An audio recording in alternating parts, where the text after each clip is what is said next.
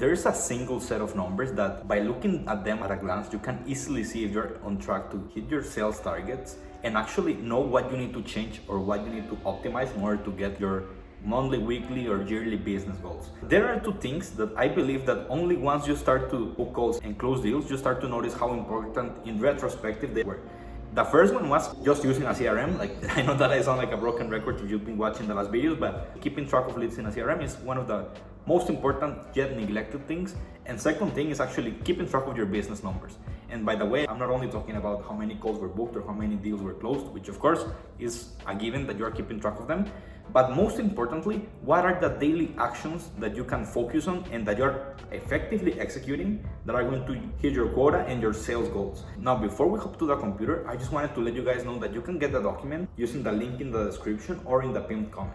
I will just ask for your email in exchange, but you have free access for that and you can make a copy and keep it for whatever you want. So that being said, let's do a little bit of a walkthrough on the tool that I've been using and that you guys can start getting access to. Alright guys, so at a glance, this Google Sheet that you see here is what is going to dictate whether or not you're actually going to hit your sales targets and scale your business or not.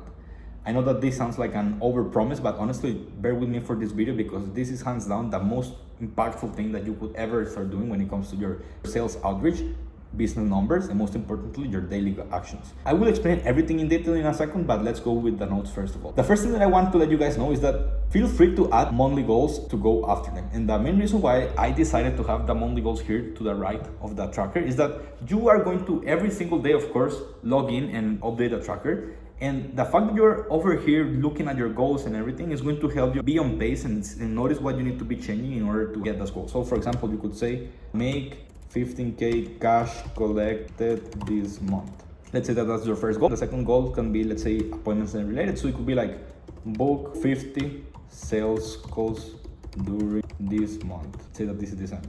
You have those two targets, and what you can start doing is focusing exclusively on the things that are going to move the needle forward towards these things. Of course, we gain nothing from just having the monthly goals. We actually need to bring that to daily execution so that we can be on pace to getting these documents over here. That's what the baseline KPIs are. And of course, in order to come up with your KPIs, you're going to need to know your numbers already. So that's why you're going to start and you're going to be feeling a little bit lost. But honestly, it's important that you start like this so that you can every single month optimize, right? I made these three baseline KPIs just because I think that those are going to be, generally speaking, the best ones for everybody. So a baseline KPI might be like 10 calls per month, 100 emails per day, and 1,000 new leads per month. That's just an example, but let's say that you could change this, for example, to 20 calls per month, 200 emails per day, etc. You get the point, you can change this. That would be number one. Number two would be, you can adjust this tracker to your sales process. And I want you to do this because, for example, let's say that you are a coach, you are not running a sales or marketing agency, and you are selling an info product, whether that is a coaching program or a consulting gig or whatever it might be. So what you could do is, for example, if you don't do to-go closing, so you don't have discovery and sales call, etc., you could just do like, erase this number over here, and yeah, honestly, just this number over here. So you could just come here, delete, and boom, you're good to go here, okay? There is no need for you to have 1,000 different tabs and 1,000 different metrics, when in reality, all the things that you care about you should be able to look at a glance. Less is more when it comes to numbers tracking. The third thing that I want to mention is that if you are not using cold email, like we do, for example, you could delete the leads scrape over here. Why? Because of course you don't need to scrape any leads. Only exception will be if you're doing cold calls. In case that you're doing cold calls, of course you should scrape leads. But for example, if you're using Instagram, Twitter, or LinkedIn, you're good to go with literally just having a DM sent instead of leads scrape. Which brings me to the other point, right? If you're not using cold email, you can change the emails sent to DMs sent or something similar, right? Depending on what you're using. You could just call it like, for example, reach outs. The next note that I want to go over is that reach outs or email sent or DM sent is not the same thing as follow-ups. You can see that I have over here email sent, and over here I have manual follow-ups. Here's the thing, guys. Some people are going to book from the first touch point that you have with them. So you want to keep track of how optimized or how effective the opener message actually is. And in order to do so, you want to track the reach out or the email sent as only the first touch point that you have for the person, assuming that you're doing manual reach outs. So the manual follow-ups will be everything outside of the initial cold message that you sent. Okay, guys? Of course, that's assuming that you do manual reach outs. If you're using a software platform like we do, like Instantly, for example, you can simply see every single day, like how many emails were sent, including the initial email, plus the actual sequences or follow-ups that the software is going to use. And you can consider all of those as email sent because they're, of course, analyzing the specific campaign, including the first initial touch point, plus the follow-ups that come after. Okay, guys? You don't want to erase the manual follow-ups if you are using software. Why? Because here's the thing, guys. You can see here, and this is the most magical thing ever. You want to keep track of the CRM ads that you do on a daily basis. And what a CRM ad means is from the campaigns that you launch on cold email, how many people show interest and you add them to your CRM of choice, whether that is a Google Sheet, a separate Google Sheet, maybe it's Airtable, maybe it's HubSpot, maybe it's Salesforce, whatever it might be. You want to keep track of how many people you're adding to the CRM, because people that are added to CRM are deals that maybe are not going to be closed this week or next week or this month, or maybe not even next month, but you're going to do weekly follow-ups with people pretty much till they say fuck off, okay? So if that's the case, guys, every single time you follow up with somebody from your CRM, you want to keep it over here on the manual follow-ups, just as one more touch point, right? And just so you know, in case that you were wondering like how I typically like to keep track of the actual manual work that I do, it's really easy. I just use like one of these notes. And what I do is during the course of the day, I like to divide over here. You can see here follow-ups, aka how many manual follow-ups I did. And over here, I like to do how many people I added to the CRM. Today, pretty much none of them because I have not done that today already.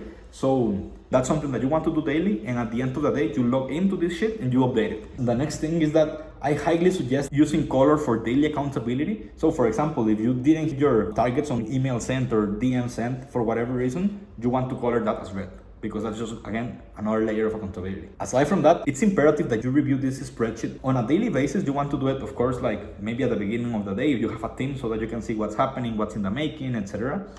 And you also want to do it definitely at the end of the day, once you actually start to update the different actions that you took on a given day.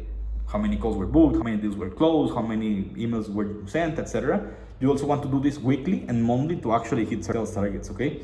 And here's the thing, like at the end of the month, of course, you're going to have some numbers in here. So let's say that you can see that it automatically populates with the information and everything that you need to be having. So you can see that over here super easily, you are immediately going to start noticing different numbers. On a daily, weekly, or monthly basis, you can see how close you are to hitting your targets for the month. And that way you can improve from there and optimize the campaigns, optimize anything that might need optimizing so that you can actually reverse engineer success, if that makes any sense, right?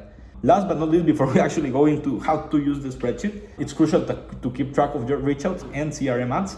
Again, this is something that I was touching a little bit previously, but I want to really make a big emphasis on this, guys. The amount of people that you add to your CRM single-handedly dictate how much revenue you're going to produce in the next coming months.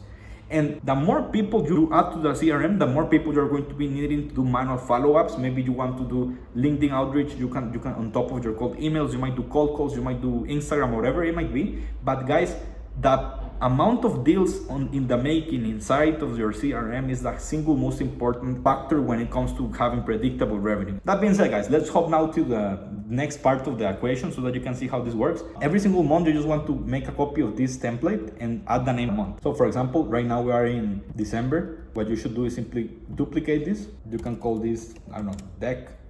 And here's the thing, every single day you're going to start doing your actions. So let's say that on a certain date you scraped, I don't know, let's say 300 leads, and that day you either manually or using software you sent, let's say just for the sake of it, 250 emails.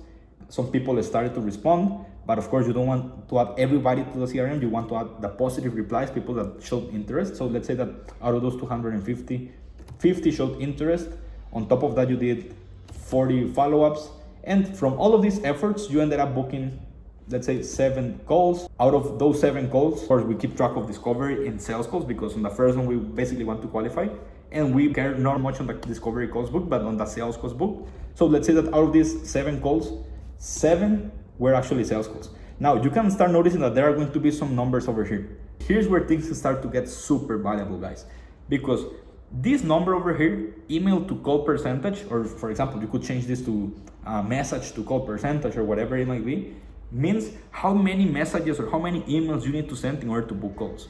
You can see that it takes 100 emails to book 2.8 calls, okay? Every single month, of course, let's say that you start doing these same things, you're going to start having a rounded up number over here. And from here, you're going to have data and you can now take informed decisions. Maybe you're lacking, I don't know, let's say that you are not booking as many calls as you'd like. You can either improve the email to call percentage or you can just send more emails. For us, a KPI is having anywhere from 3 to 5 email to call percentage, and that's done by literally optimizing the different frameworks and the different industries that we're working, the lead magnets that we use. Of course, you can learn more about our approach on the other videos where we literally explain how we do this type of things. But you can see that you're going to start having a certain base of numbers that is going to allow you to take informed decisions. And that's for the appointment setting part of the equation. On the other side of the spreadsheet, you can see that now we have sales targets. Let's say that, you booked 6 calls, and let's say that one person didn't show up, so you took actually just 5 sales calls. That there was 1 no-show, and let's say that you closed 3 and you charged 1K, so that means that you collected $3,000, and in revenue, I don't know, let's say $6,000. I honestly don't really care that much about revenue. Revenue is mostly important if you are running a coaching, consulting, or some sort of info product business where people might pay in installments.